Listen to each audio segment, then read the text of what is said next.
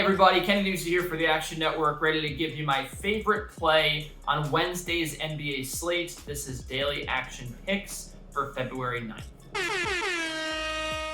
Now I'll start and end in Utah, where the Jazz and the Warriors clash in a meeting between two teams coming in on winning streaks. The Jazz winners of their last 3, the Warriors winners of their last 9. And while the Warriors streak sounds very attractive on paper, when you look at the opponents that they've beaten, they did beat these Utah Jazz with Rudy Gobert on the floor, mind you, way back when on January 23rd. But other than that, just Dallas is really the only quality win on the cards for the Golden State Warriors. And when you look at the way that they've played during that stretch, they're 4-5 against the spread, which would further indicate that they haven't been playing spectacular basketball. Now, they are top 5 in offensive and defensive efficiency, so it's hard not to say the Golden State Warriors aren't a good team, but I do think they're a little bit vulnerable here on the road against Donovan Mitchell and Utah. They won't have Klay Thompson on the floor, who's been a big contributor for them over the last couple of weeks. They obviously still won't have Draymond Green. Kevon Looney is also questionable for this game due to injury, and I think that could really open up a big advantage for Utah inside. To look back at Wednesday when Utah was able to squeak out a win and cover against the New York Knicks in a game they trailed most of the second half, New York had a big advantage on the glass. Mitchell Robinson had near career-high 21 rebounds,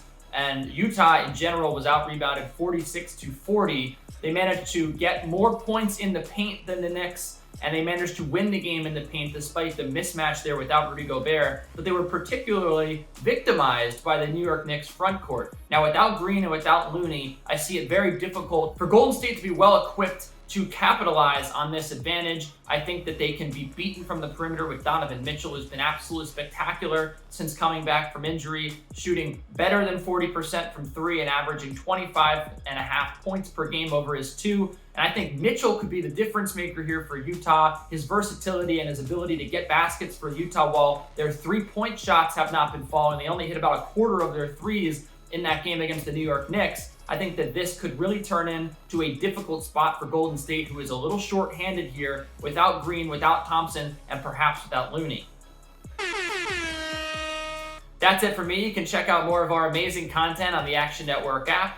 Go to actionnetwork.com. You can follow me on Twitter at Kenny Ducey, and if you appreciate the video and you think the Jazz will cover, you can go ahead and like if you don't think so. But you could like anyway. You could also feel free to let me know in the comments section what you think will transpire in this game and your biggest lock for Wednesday. Until next week, so long.